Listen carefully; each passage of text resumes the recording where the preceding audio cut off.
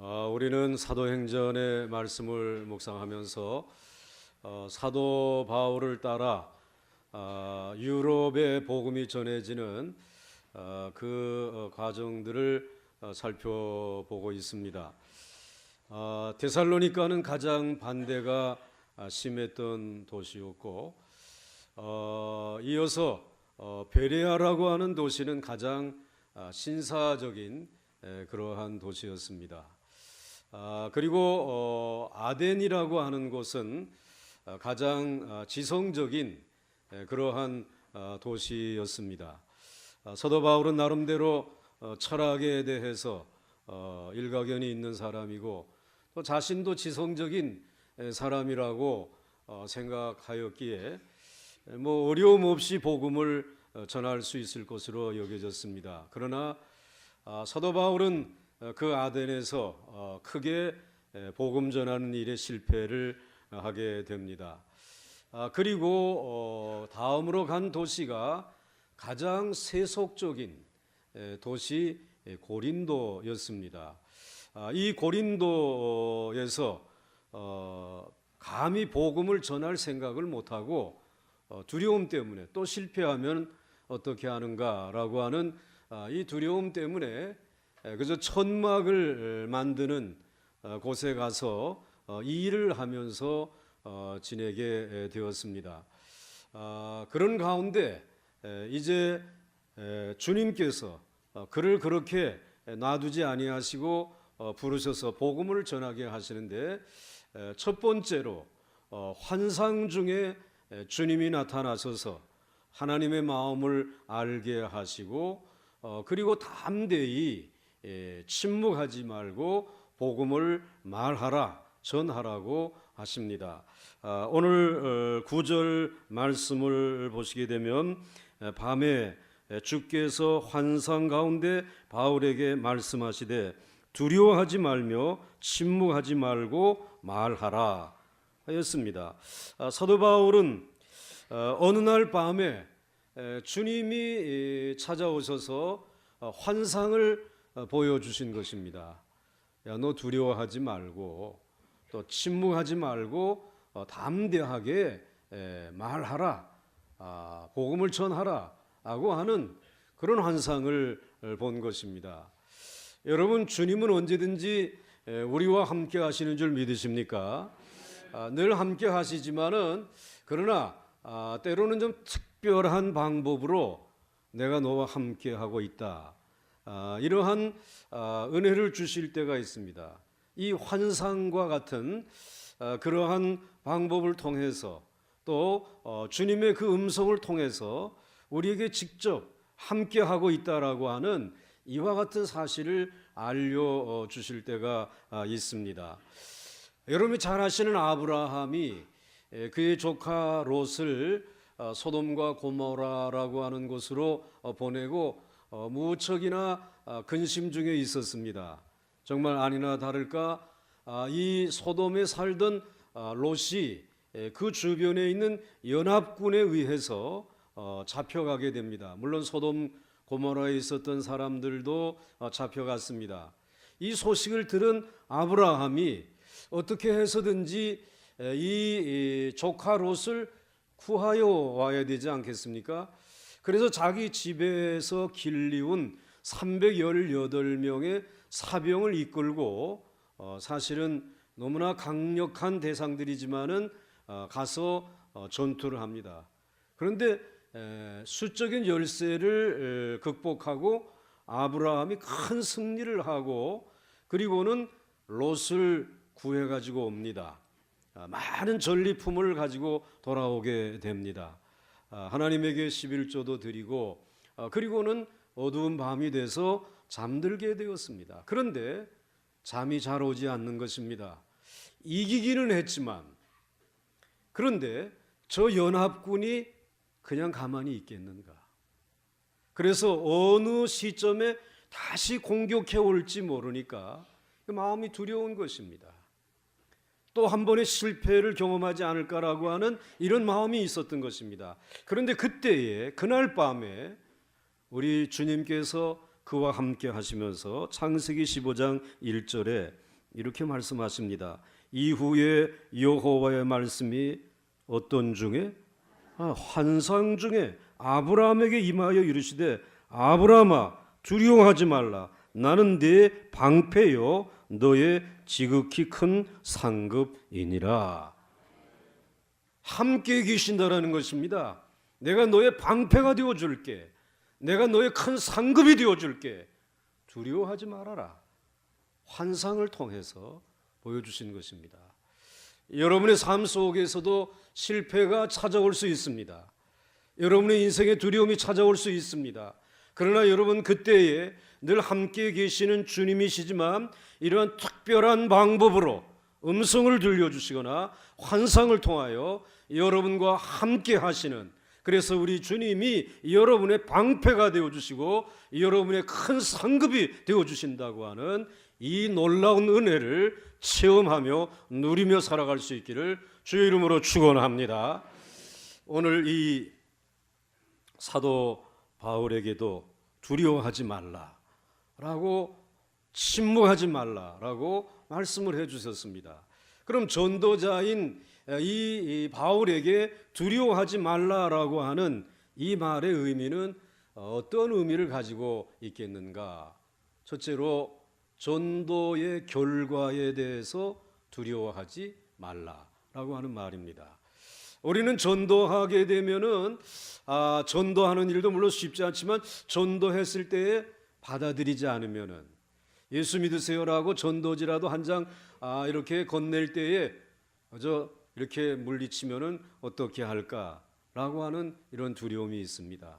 그런데 그 결과에 대해서는 주님에게 맡기고 우리 주님께서 두려워하지 말고 전하라는 것입니다. 그 다음에 두 번째로 두려워하지 말라라고 하는 이 말의 의미는 전도의 대상에 대해서 두려워하지 말라라고 하는 의미가 있습니다. 나보다 좀 못한 사람 같고 또 뭐 지식이나 뭐 이런 면에 있어서 좀 부족한 사람에게는 전도하기 쉬울 것 같다. 우리는 이렇게 생각을 합니다. 그리고 나보다 뭐 좀 지체도 높고 배운 것도 많고 이러한 사람에게는 예수 믿으세요라고 하게 되면은 이건 어려운 일이지. 우리들이 이런 두려움이 우리 안에 있습니다. 그러나 여러분, 예수 그리스도의 구원의 복음은 남녀노소 빈부 이제 이 일을 막론하고 이제는 이 예수 그리스도의 복음은 그들에게 필요한 줄 믿으시기 바랍니다. 모두가 다 죄인이기 때문에 하나님 앞에 죄인된 그들이 지체가 높다고 해서 당신은 예외고, 지체가 낮다고 해서 당신들은 예수를 믿으셔야, 이 말이 아니라는 말입니다. 그 대상에 대해서 두려워하지 말고 누구에게든지 복음을 전할 수 있기를 주의 이름으로 축원합니다. 그 다음에 두려워하지 말라라고 하는 이 말씀의 또 한 가지 의미는 전도하다가 해를 받을까 봐 두려워하지 말라라고 하는 말입니다. 전도를 하는데 상대방이 나에게 위해할 수 있잖아요. 침을 뱉을 수도 있고 욕설을 베풀 수도 있고 돌을 던질 수도 있고, 또 직장에서 상사에게 예수 믿으셔야지요라고 했다가 예수 너나 믿어라 그리고 이제 직장에서 불이익을 당할 수 있지 않습니까? 그때에도 두려워하지 말라는 것입니다. 그리고 전하라는 것입니다. 그래서 여러분 오늘 이 10절 말씀 가운데 보시게 되면 우리 10절 말씀 한번 같이 읽겠습니다. 시작. 내가 너와 함께 있음에 어떤 사람도 너를 대적하여 해롭게 할 자가 없을 것이니 이는 성중에 내 백성이 많음이라 하시더라. 아멘. 주님이 함께 하시겠대요. 그리고 어떤 사람도 너를 대적하지 못하도록, 해롭게 할 자가 없도록 내가 너를 전도하는, 너를 지켜줄 것이라고 말씀하고 있습니다. 그러므로 여러분, 복음을 전할 때에 정말 거절하면 어떻게 할까 두려워하지 말고, 그리고 전도의 대상에 대해서도 두려워하지 마시고 그리고 여러분들에게 어떠한 해가 임할까봐 두려워하지 마시고 담대히 예수가 하나님의 아들이고 우리의 구원자라고 담대히 전할 수 있기를 주의 이름으로 축원합니다. 그런데 오늘 이 환상 중에 주신 두려워하지 말라라고 하는 말씀 못지않게 중요한 것은 침묵하지 말고 말하라고 하는 이 말씀입니다. 오늘 때때로 우리는 나도 이 믿음 생활을 제대로 못하는데 뭘 안다고 다니면서 예수를 전하나 조용히 믿는 사람으로 본을 보이면 되지 않겠나 라고 하면서 말로 복음을 전하지 아니하고 그냥 내 삶의 본이 되어 가지고 전하면 되지 않겠는가, 이런 생각을 가지고 요즘의 그리스도인들이 다 봉어리가 됐대요. 굉장히 설득력 있는 말 같아요. 내가 뭐 삶으로 본이 돼서 향기를 전하면 그 향기를 맡고 우리 주님에게로, 교회로 나오지 않겠는가. 그러나 여러분, 그렇지 않습니다. 이것은 어리석은 생각입니다. 한번 생각해 보시기 바랍니다. 내가 얼마나 거룩하게 살아서 내 행위를 보고 예수 믿는 사람이 생긴단 말입니까? 지금까지 그렇게 해서 생겨졌습니까? 이것은 무척 교만한 생각입니다. 물론 행위로도 본이 되어야 되겠죠. 그러나 내 행위가 거룩하고 깨끗해서 내 행위를 보고 모든 사람이 주님 앞으로 돌아오기를 바라는 마음은, 이것은 교만한 마음입니다. 건방진 생각입니다. 나도 허물이 있습니다. 내가 누구에게 복음을 전하면 너나 잘 믿어라 라고 할지 몰라요. 그런 말 들어도 좋습니다. 그럼에도 불구하고 침묵하거나 잠잠하지 말고 복음을 전하라는 것입니다. 이게 주님의 말씀입니다. 그래요, 나도 애쓰는 중입니다. 하여튼 예수 믿으십시다 해야 한다는 말입니다. 그렇지 않고 나를 보라, 나를 따르라 한다면 나를 전하는 것이지 예수를 전하는 것은 아니지 않습니까? 예수가 전해져야 된다는 말입니다. 그분의 말씀이 전해져야 한다는 말입니다. 내가 거룩해진 다음에 입을 열어 전도하겠다고 생각한다면 죽을 때까지 입 못 열고 말 것입니다. 전도 한 번도 못 해볼 것입니다. 당신처럼 믿을 바에야 그만두겠어, 당신이나 제대로 믿어, 이런 말을 듣는 한이 있어도 복음을 전해야 하는 것입니다. 한번 따라서 하시기 바랍니다. 침묵하지 말고 말하라. 말하라는 강조했잖아요. 크게 하셔야지. 침묵하지 말고 전도하라. 봉어리 교인은, 따라서 하셔야죠. 봉어리 교인은 교인이 아니다. 좀 지나친 말이지만 그렇습니다. 침묵하지 말고 말하라는 것입니다. 얼마나 안티 크리스찬들이, 기독교를 반대하는 이들이 여러분 인터넷을 통해서 뭐 교회 비방하고 또 뭐 목사님들 비방하고 많이 하잖아요.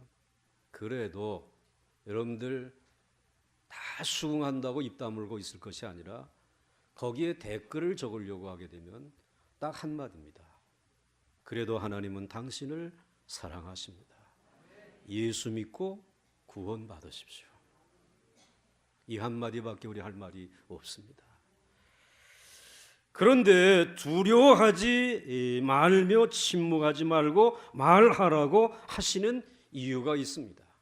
우리 주님이 무조건 그렇게 우리에게 요구하시는 것이 아닙니다. 그 이유는 10절에 이렇게 소개하고 있습니다. 내가 너와 함께 있음에 어떤 사람도 너를 대적하여 해롭게 할 자가 없을 것이니 이는 이 성중에 내 백성이 많음이라 말씀하고 있습니다.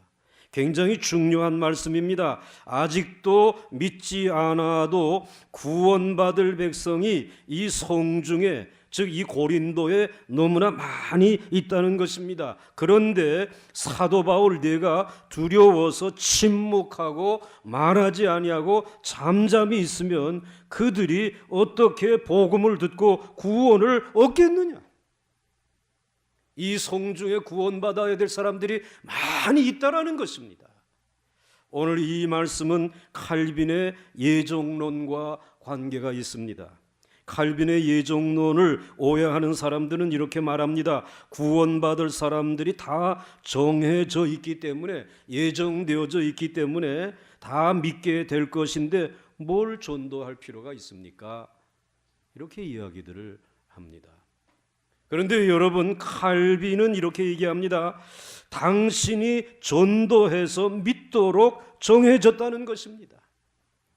물론 하나님의 백성으로 하나님이 예정해 놓으신 백성들이 있습니다. 그런데 그들이 예정은 되었지만 바로 먼저 구원받은 이들이 가서 복음을 전할 때에 그 복음을 듣는 이들이 믿음이 생김으로 인해서 저들이 구원받는다라는 것입니다. 이것이 칼빈의 예정론의 핵심입니다. 여러분, 구원받을 사람들 다 정해져 있는데 예수님이 구태여 세상의 말씀이 육신이 되어 이 땅에 오실 이유가 어디 있습니까? 뭐 십자가에 죽으시고 부활하시고 그리고 이 세자들에게 나타나셔서 보여주실 이유가 어디에 있겠습니까? 다 구원받을 사람들 예정되어져 있는데, 그러나 예정되어져 있지만 하나님이 얼마나 저들을 사랑하는지를 보여주시기 위해서 예수 그리스도는 십자가에서 죽으시고 부활하시고 그리고 하늘로 승천해 올라가시면서 그를 본 사람들마다 저분이 하나님의 아들이시고 하나님의 아들이 우리에게 오셔서 우리를 구원해 주셨다라고 하는 사실을 보고 믿게 되어진 줄 믿습니다. 그리고 그가 이제 하늘로 승천해 올라가시고 이제는 하나님이 사랑하신다라고 하는 사실을 더 이상 보여줄 수 없으니까 그가 행하신 그 십자가의 귀한 구원의 진리를, 복음을 구원받은 우리들이 말로 침묵하지 아니하고 전할 때에 그 이야기를 들으면서 하나님이 사랑이시구나, 그 하나님이 하나님 예수가 하나님의 아들 메시아이구나, 그를 믿고 구원받게 되어지는 것입니다. 그러므로 여러분, 두려워하지 말고 침묵하지 말고 말할 수 있기를 주의 이름으로 축원합니다. 예정되어져 있습니다. 이 성에 구원받을 사람들이 많기 때문에 우리는 지금도 입을 열어 교회에 나가십시다, 예수 믿고 구원받읍시다 라고 전하는 것입니다. 침묵하지 마시기 바랍니다. 사랑하는 성도 여러분, 오늘도 구원받아야 될 사람들이 많습니다. 이 성중에 많습니다. 이 보광동과 이태원과 한남동과 주성동과 동빙고에 많이 있습니다. 문제는 그들이 복음을 들어야 한다는 것입니다.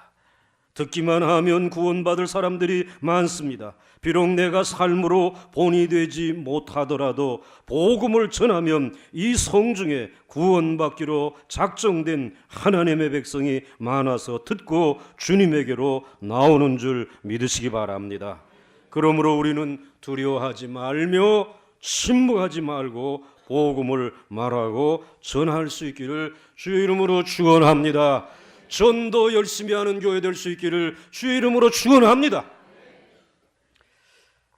그 다음에 이제 또 한 가지, 두 번째로 사도 바울은 고린도에 오래 머물렀다는 것입니다. 오늘 11절 말씀을 보시면 1년 6개월을 머물며 그들 가운데서 하나님의 말씀을 가르치니라. 사도 바울이 1년 6개월간 고린도에 머물게 된 이유는 무엇입니까? 그것은 환상 중에 하나님께서 그에게 들려주신 음성 때문에 그렇습니다. 이 성중에 누가 많다고요? 하나님의 백성이 많다는 것입니다. 우리 주님이 그렇게 말씀하셨으니까 이 고린도라고 하는 이 성에 하나님의 백성을 찾아내야 되지 않겠어요? 그들에게 전도해야 되지 않겠습니까? 마지막 한 사람까지 영혼을 구원하기 위해서는 거기 오래 머물 수밖에 없었다는 말입니다. 거기에 거할 수밖에 없었다는 말입니다. 여러분, 우리는 여기에서 그리스도인의 거주의 원리와 정신을 발견할 수 있습니다. 여러분은 왜 서울에 사십니까? 여러분은 왜 이 동네에 살고 계십니까? 공기가 좋기 때문입니까? 아니면 직장에 다니기가 교통이 편리하기 때문입니까? 아니면 뭐 자녀들의 학군이 좋아서 여기에 거하십니까? 아니면 이 동네에 집을 샀다가 뭐 재개발도 된다는데 팔면은 돈이 많이 남을 것 같아서 여기에 사십니까? 그러나 여러분, 이것은 하나님의 백성들이 지녀서는 안 될 그런 생각들입니다. 여러분이 하나님의 사람이라고 한다면 내가 서울에 사는 이유, 내가 이 집에 거하는 이유, 이 지역에 사는 이유가 여러 가지 있겠지만 이렇게 말씀하셔야 됩니다. 이 성에는, 이 지역에는 하나님의 백성이 있기 때문에 제가 여기에 삽니다. 그들을 구원하기 위해서 내가 여기에 산다는 것입니다. 이 지역을 떠날 수 있는 이유가 수없이 많았지만 떠나지 아니하는 이유는 뭐 집값이 상승하기 위해서, 그때를 기다리기 위해서, 내 자녀를 더 잘 가르치기 위해서, 그게 아니라는 것입니다. 이 성 중에 하나님의 백성이 많기 때문에 그 한 영혼이라도 구원하기 위하여 여기에 머무는 것입니다. 우리 교회가 얼마 전에 일산에 개척한 늘빛교회와 함께 늘빛교회 창립 20주년 음악 예배를 같이 드렸습니다. 20여 년 전에 저 일산이라고 하는 신도시가 생긴다고 할 때에 우리가 무엇을 할 수 있을까? 그곳에 하나님의 백성이 많지 않겠는가? 그래서 하나님의 백성을 구원하기 위해서 그곳에 조그마한 건물을 구입을 하고, 그리고 우리 부목사님을 그곳에 보내셔서 하나님이 구원하시기를 원하는 백성들을 구원할 수 있도록 그곳에 교회를 개척한 것입니다. 우리의 고향인 농어촌 교회에도 농어촌에 십자가가 있는 교회를 세워야 하는 이유는 그곳에 하나님의 백성이 있기 때문에, 우리가 그 먼 나라에 많은 재정이 들어가는데도 불구하고 우리가 7, 8곳의 선교사님을 파송하는 이유가 그곳에 누구의 백성이 많기 때문에? 하나님의 백성이 많기 때문에 우리는 그곳에 가야 하는 것이고 보내야 하는 것입니다. 영국에 있는 어느 도시는 그 지역에 마을이 하나 생기거나 또는 새로운 도시가 생겨지게 되면 그 교회 교인들이 그곳으로 이사를 간답니다. 그리고 이사를 가가지고 전도하기 위해서이죠. 그런데 먼저 예수 믿으라는 말 하기 전에 먼저 조직적으로 함께 청소도 하고 또 집에 옆집에 아이들도 도와주고 또 뭐 그 주변에 좋은 대학들이 많으니까 유학생들이 오면 유학생들이 뭐 마트가 어디 있는지 병원이 어디 있는지 모르고 당황하고 교통편도 없으니까 교통편을 제공하면서 그들을 섬긴다는 것입니다. 그리고 왜 우리를 그렇게 섬기는 것입니까? 라고 물어볼 때에 예수 믿으시라고, 하나님이 사랑이시라고 복음을 전한다라는 것입니다. 여러분, 우리가 여기에 거주하면서 여러분들 이 보강동이 이제 뭐 뉴타운이다 뭐다 어떻게 될지 사실은 모르겠어요. 그런데 여기에 여러분들 아파트가, 높은 고층 아파트가 세워지고 사람들이 많아지게 되면은 그분들이 우리 보강중앙교회 보강동에 있는 교회로 나오리라고 여러분 생각하십니까? 그건 우리들의 생각입니다. 여기에서 차만 운전하게 되면 10분, 15분, 20분만 가게 되면 다 자신들이 섬기던 교회 갈 수 있습니다. 굳이 우리 교회 찾아오려고 하지 않을 거예요. 그렇기 때문에 우리는 그 기존에 믿는 성도들을 구원하려고 할 것이 아니라 예수를 모르는 이들에게 복음을 전해야 될 것입니다. 그런데 복음을 전하기가 너무 어려운 주거의 모습으로 바뀌어져 가고 있습니다. 우선 그 아파트 단지로 들어가려면 뭐 이렇게 왔다 갔다 오르락내리락 하는 게 있어요.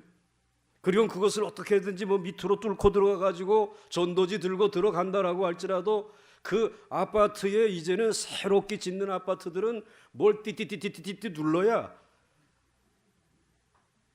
그러다 보게 되면 수상하다고 경비원이 와가지고 끌어내죠. 들어갈 수가 없습니다. 어떻게 전도하겠습니까? 그렇기 때문에 기도하는 거죠. 하나님, 내가 비록 형편은 어려워도 이제 이 지역이 변화되면 내가 이 지역에 세워지는 아파트에 로얄층에 살아야 될 이유가 한 가지 있습니다. 이 아파트에 하나님을 믿고 구원받아야 될 백성이 많기 때문에 나에게 그런 은혜를 주시옵소서. 그렇게 기도해야 되는 거죠. 그렇게 해서 여러분들이 그것을 진지로 삼고 그것을 베이스로 삼고 여러분들이 그곳에서 정말 하나님이 택한 백성들에게 복음을 전할 수 있기를 주의 이름으로 축원합니다. 여러분들이 그 아파트에서 뭐 가격이 올라가지고 매덕을 남긴다고 하더라도 한 달에 100만 원씩만 써도 수년이면 다 없어지는 것입니다. 거기에 여러분의 생명을 걸지 말고 이 영원한 가치인 예수의 이름, 이 복음을 전하는 일이 여러분의 삶의 가장 중요한 가치가 될 수 있기를, 사명이 될 수 있기를 주의 이름으로 축원합니다. 사도 바울은 1년 6개월 동안 고린도에서 살았습니다. 그 도시가 좋아서 산 것이 아니었습니다. 거기에 숨겨져 있는 타락하고 버림받은 채 죽어가는 하나님의 백성들이 있었기 때문에 그들을 구원하기 위하여 그들과 함께 그곳에 있었던 것입니다. 이것이 바로 그리스도인의 거주의 정신입니다. 그리스도인들이 집과 직장을 옮겨야 하는 영적인 이유가 여기에 있는 것입니다. 내가 여기 있어야만 하는 이유를 가지고 이 지역에 살 수 있기를 주의 이름으로 축원합니다. 축원합니다.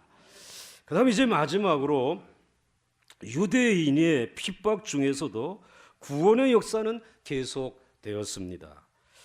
12절과 13절 말씀을 보시면 사도 바울이 고린도 1년 6개월 머물 때 한시도 편안할 때가 없고 특별히 유대인들이 모든 수단을 동원해서 바울의 전도를 방해합니다. 갈리오가 아가야 총독이 되었을 때에 유대인이 일제히 일어나 바울을 대적하여 법정으로 데리고 가서 말하되 이 사람이 율법을 어기면서 하나님을 경외하라고 사람들을 권한다 하거늘, 이 아가야, 고린도라고 하는 도시가 있는 이 지역, 아가야라고 하는 지역에 로마의 총독으로 한 사람이 새로 부임하게 되었습니다. 그 총독의 이름이 갈리오라고 하는 사람입니다.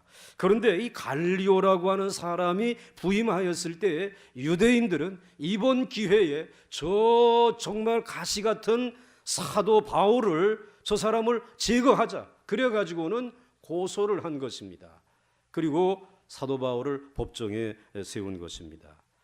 자, 그러면 도대체 갈리오가 어떤 사람이기에 그가 총독으로 왔을 때 그를 이용해 가지고 사도 바울을 제거하기 위해서 고소하였는가? 갈리오라는 사람은 로마에서 파견된 총독인데요, 네로 황제의 스승이었던 철학자 세네카의 형입니다. 그래서 이 세네카의 동생 되는 세네카의 글을 보게 되면 우리 형님처럼 착한 사람은 없다라고 표현을 하고 있습니다. 그러니까 세네카는 그만큼 갈리오 형님을 사랑했어요. 또 갈리오는 인품이 너무나 온화하고 많은 사람으로부터 존경받는 학자이자 로마 원로원의 회원이었습니다. 그가 주후 51년 6월에, 그러니까 오늘 본문은 지금 주후 51년 6월경에 나타난 일입니다. 이 아가야 지방 총독으로 부임하게 된 것입니다. 유대 사람들은 그의 그러한 성품을 이미 알고 있었습니다. 아주 온화한 사람, 너무 부드러운 사람이다. 이런 기회에 바울을 제거해버리자. 그래서 어디나 악한 사람들이 취하는 방법은 그 사람들의 선함과 착함을 이용해 가지고 그 사람을 통해서 누군가를 정죄하고 짓밟아 버리지 않습니까? 그러나 갈리오가 그렇게 어리석은 사람은 아니었습니다. 아주 온화한 사람이었지만은 그는 매우 지혜로운 사람이었습니다. 그 세네카라고 하는 이 네로 황제의 스승이 되는 그분의 형인데 얼마나 지혜로웠겠습니까? 본문에 보면 이 갈리오는 고소당한 사도 바울을 기각을 해버립니다. 그의 죄를 기각합니다. 죄 없음. 그래서 여러분 13절 말씀에 보게 되면 유대인들이 바울을 고소한 제목은 이렇습니다.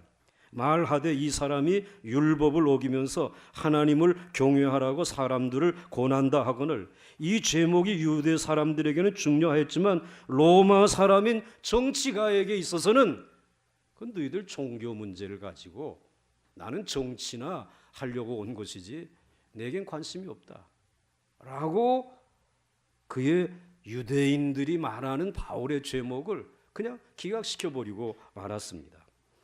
그래서 갈리오는 노골적으로 14절에 이렇게 말합니다. 바울이 입을 열고자 할 때 갈리오가 유대인들에게 이르되 너희 유대인들아 만일 이것이 무슨 부정한 일이나 불량한 행동이었으면 내가 너희 말을 들어주는 것이 옳거니와 라고 말합니다. 즉 무슨 부정한 일을 바울이 저질렀거나 또는 불량한 행동을 했다라고 하게 되면 너희들의 말을 내가 들어주는 것이 옳다. 그리고 15절에 이렇게 얘기합니다. 만일 문제가 언어와 명칭, 이것은 너희들의 문화와 관계된 일이고 너희 법에 관한 것이면, 즉 너희 율법, 너희 종교에 관한 것이면 너희가 스스로 처리하라. 나는 이러한 일에 재판장 되기를 원하지 아니한다. 얼마나 지혜롭습니까? 이렇게 기각하고 16절 말씀에 보니까 그들을 법정에서 쫓아냈어요. 그러니까 유대인들이 아주 몰수해진 것이에요.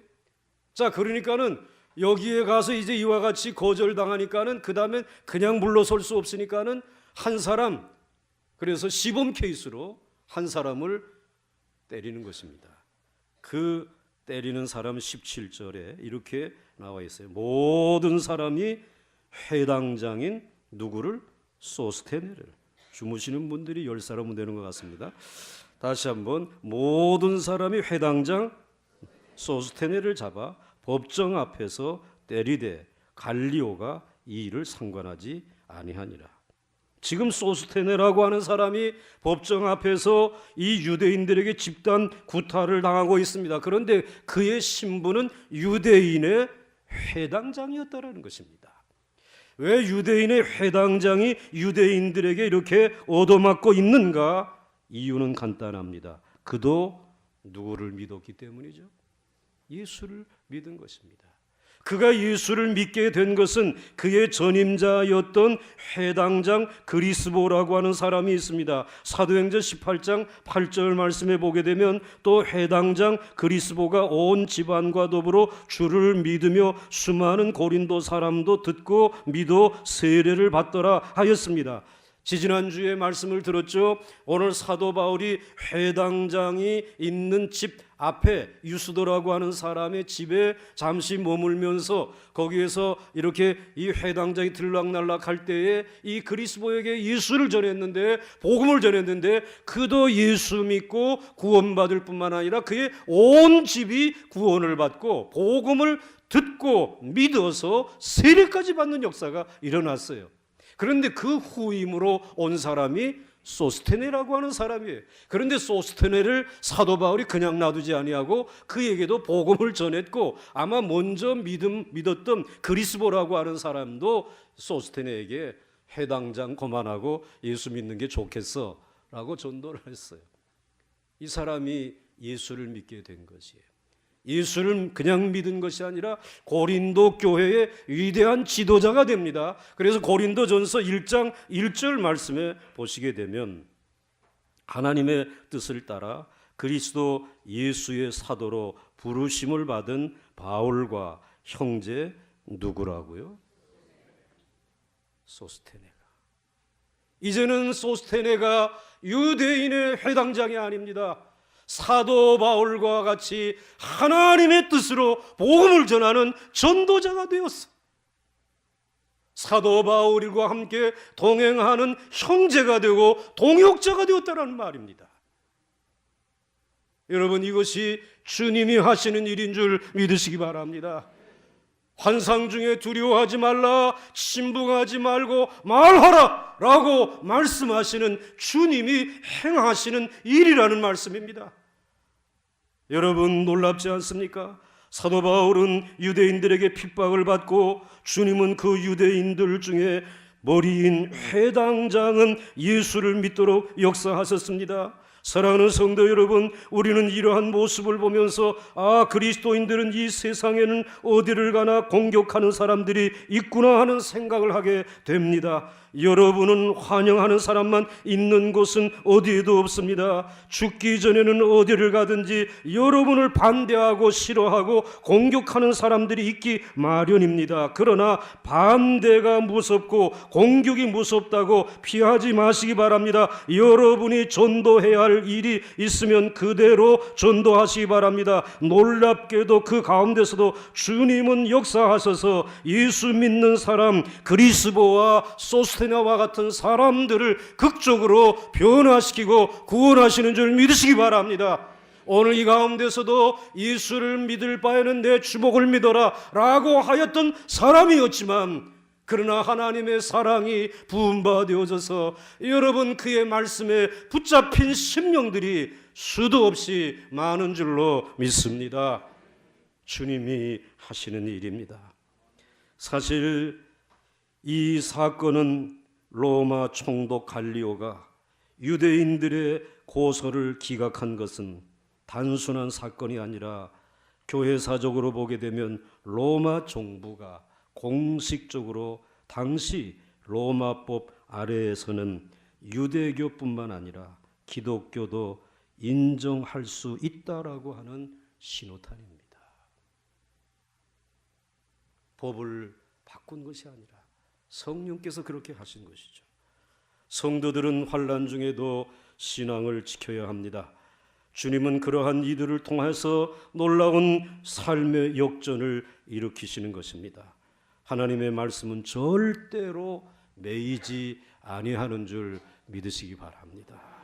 사랑하는 성도 여러분, 며칠 후면 말씀이 육신이 되어 오신 성탄절, 예수 그리스도의 탄생일입니다. 두려워 말고 침묵하지 말고 예수가 구원자라고 전할 수 있기를 바랍니다. 이 성중에, 이 나라에 아직도 하나님의 백성이 많이 있습니다.